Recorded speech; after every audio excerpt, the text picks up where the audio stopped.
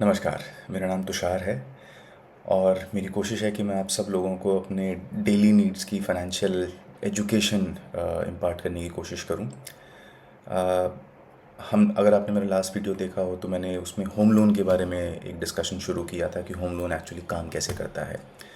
तो मेरे कुछ दोस्तों ने मुझसे पूछा कि अगर हम होम लोन के अंदर प्री पेमेंट या पार्ट पेमेंट बेसिकली एक हमारे पास अगर कोई लमसम अमाउंट आता है साल में कभी भी, तो वो अगर हम होम लोन में डाल दें अपने होम लोन का प्रिंसिपल कम करने के लिए, तो क्या वो फ़ायदे की चीज़ है, करना चाहिए या नहीं करना चाहिए। तो मैं कोशिश करूँगा आज आपको ये समझाने की कि पार्ट पेमेंट्स या प्री पेमेंट्स जो भी हैं वो किस तरह से ऑपरेट करती हैं, ताकि आप सब लोग एक इन्फॉर्म्ड डिसीजन ले पाएँ। And before I start, I would want to tell you that I'm not an expert in any financial field, any home loan matters. But yes, I have experienced all these things personally in the last almost 20 years of my personal experience. So I would want to speak about those things based on my personal experience. Okay, talking about part payments और prepayments. So first of all ये समझते हैं कि अगर हम वो पैसा home loan में नहीं डालेंगे तो हम उस पैसे का क्या करेंगे। तो अगर तो हम उस पैसे की एफडी करने वाले हैं तो उस पे हमें कुछ 6-7% का इंटरेस्ट रेट शायद मिल सकता है।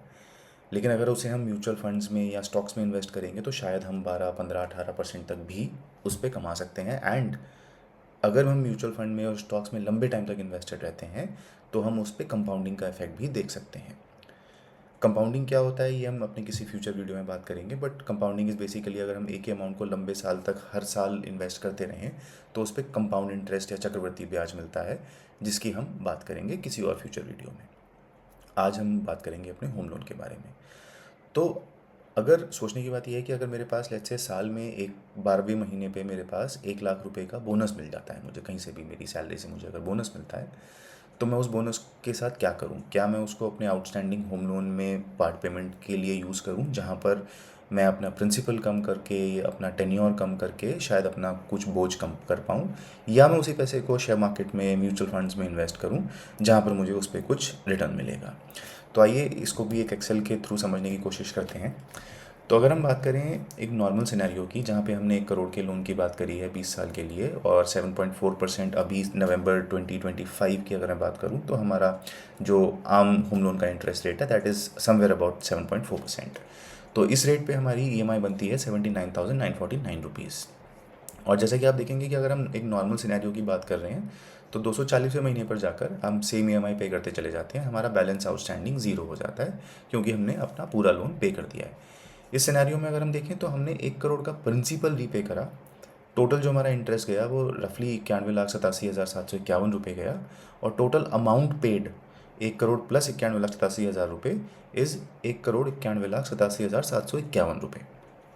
वहीं अगर हम बात करें सिनेरियो 2 की, जहाँ पर हम कह रहे हैं कि हमें हर 12वें महीने एक बोनस मिलता है 1 लाख रुपए का, हमारी एनुअल बोनस होते हैं, हमारा इंसेंटिव मिलता है, कुछ भी मिलता है, वो हम 1 लाख रुपए इस होम लोन में डाल देते हैं अपने। तो आप देखेंगे कि 11 महीने की जो ईएमआई है वो नॉर्मल बैलेंस पे चल रही है, नॉर्मल प्रिंसिपल रिड्यूस हो रहा है, लेकिन 12वें महीने पे सीधा 1 लाख रुपए का इम्पैक्ट आप देख रहे हैं कि यहाँ पर प्रिंसिपल में फैक्टर किया गया है, जिसका इम्पैक्ट आपको टोटल बैलेंस आउटस्टैंडिंग में भी मिलेगा।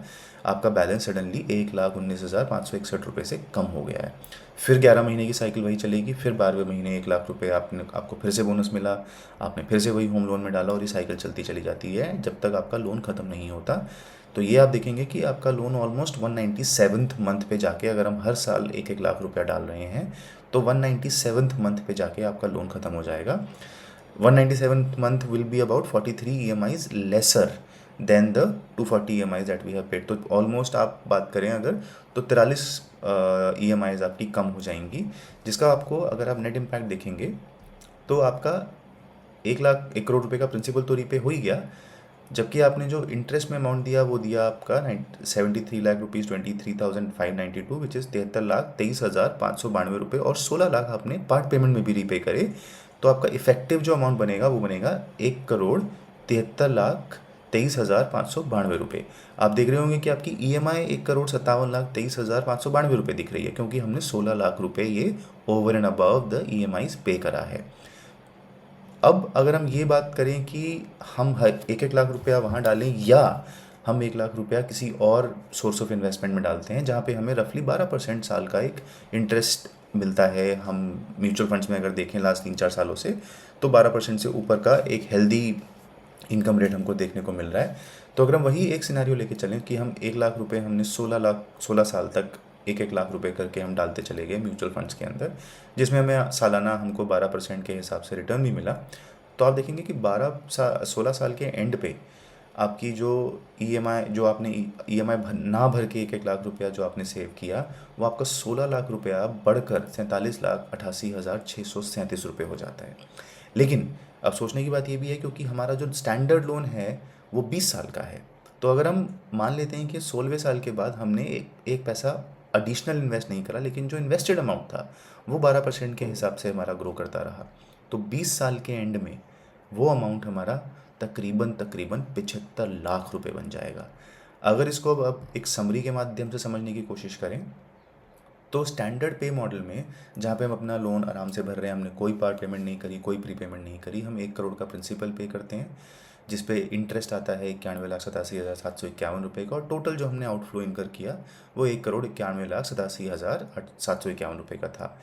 अब वही इन्वेस्टमेंट जो हमने अभी आपको दिखाया, उस 16 लाख रुपए जो हमने 16 साल के लिए प्लस 4 ईयर्स के लिए ज़ीरो जो एडिशनल इन्वेस्टमेंट कुछ नहीं करी, वो 75,34,000 रुपये बनता है। तो नेट आउटफ्लो अगर हम देखें 1,91,87,751 में से अगर हम 75,34,579 घटा देते हैं, तो हमारा जो नेट आउटफ्लो निकल के आता है वो आता है 1,16,53,162 रुपये।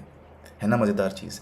1 करोड़ के लोन पे सिर्फ 16 लाख रुपए का एडिशनल इनफ्लो, क्योंकि वो 1-1 लाख रुपया हमने हर महीने इन्वेस्ट किया, हर साल इन्वेस्ट किया, और 16 साल तक हमने ऐड करा 1-1 लाख रुपया, और फिर उस अमाउंट को हमने 4 साल आगे भी चलने दिया, तो 75 लाख रुपए बन गया वो। जबकि अगर हम पार्ट पेमेंट वाला एक सिनेरियो लेके चलें, जहाँ पे वही 1 करोड़ का हमारा प्रिंसिपल रीपे हुआ, हमने इंटरेस्ट के माध्यम से 73,23,592 दिए, टोटल आउटफ्लो हमारा ईएमआईज में 1,57,23,592 था, और 16 लाख हमने पार्ट पेमेंट में करा हर साल 1-1 लाख रुपया देके। तो नेट जो हमारा आउटफ्लो हुआ वो 1,73,23,592 रुपये हुआ। माना कि हमने 3 साल 7 महीने पहले अपना लोन रीपे कर दिया, लेकिन हमारा नुकसान कितना हुआ?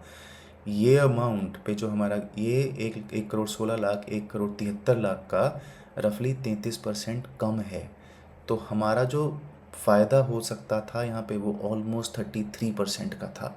और ये मैं बात कर रहा हूँ कि जब हम बात कर रहे हैं सिर्फ 12% के रेट ऑफ रिटर्न की। अगर आप इस चीज़ को अच्छे से ऑप्टिमाइज़ करें, इसको आप 15%, 17, 18% तक लेके जाएं, तो शायद आप और भी बहुत अच्छा एक अमाउंट कमा सकते हैं। लेकिन साथ ही साथ एक बात समझने की ये भी है कि अभी इस समय हमारा जो इंटरेस्ट रेट चल रहा है होम लोन का वो 7.4% है।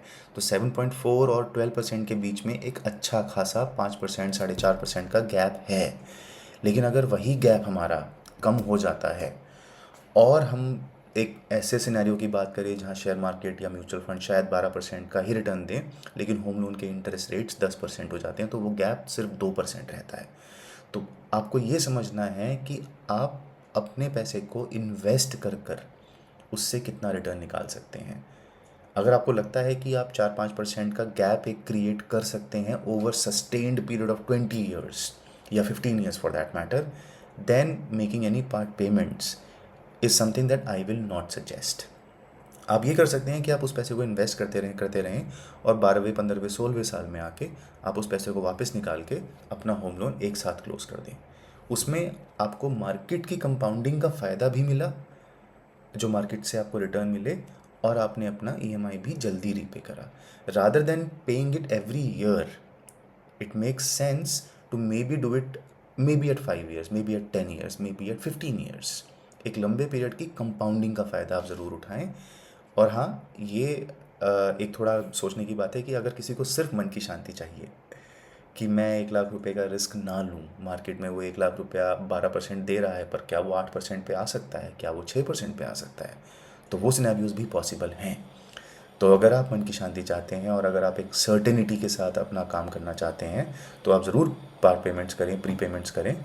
लेकिन अगर आप थोड़ा भी मार्केट को समझते हैं, थोड़ा भी आप इन्वेस्टमेंट सेवी हैं, तो आई विल रेकमेंड कि आप पार्ट पेमेंट्स हर साल ना करें, आप चाहे तो अपनी ईएमआई थोड़ी थोड़ी बढ़ाते रहें हर साल, वो आप कर सकते हैं। जितनी आपकी सैलरी बढ़ती है आप उस हिसाब से अपनी ईएमआई थोड़ी थोड़ी करके बढ़ाएं, जिसका आपको इम्पैक्ट ईएमआईज़ पे मिलेगा।